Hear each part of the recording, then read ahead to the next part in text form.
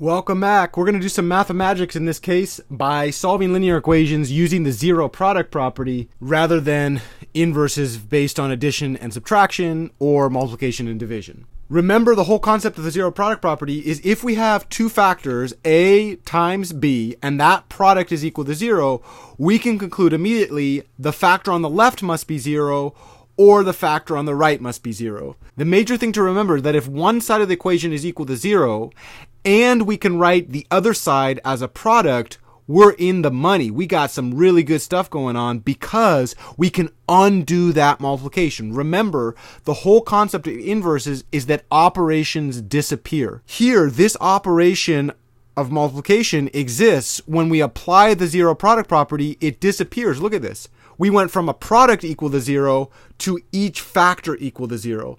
That is an inverse because it undoes that multiplication.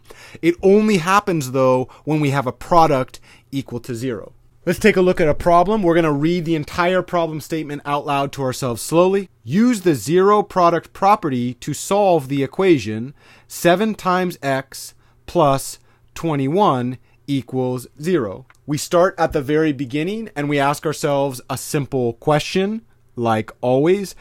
Does this mathematical statement have an equals sign? And of course it does. We're going to go ahead and solve this equation. One thing I want to train us to remember is if the equation has a 0 on one side, it's a very, very special thing. We said that if one side was equal to 0 and the other side was written as a product, we could undo that product using the zero product property. Here we see that the right-hand side is indeed equal to 0. Anytime we see a right-hand side equal to 0, we think maybe we can use the zero product property to solve this equation. We remember to use the zero product property, one side of the equation must be 0. We got that. The other side needs to be written as a product. This we don't have, which makes us sad. Indeed, 7 times x plus 21 is not written as a product. But we might wonder, can we transform 7 times x plus 21 into a product? Let's look at each term separately. Notice that 7 times x and 21 both share a common factor. In fact, we can write it as 7 times x plus 7 times 3, since 7 times 3 is 21.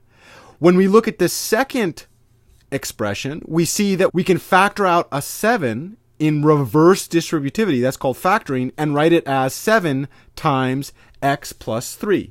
This immediately implies that if I have 7 times x plus 21 equal to 0, I can actually write the left-hand side of that equation as 7 times x plus 3 equal to 0.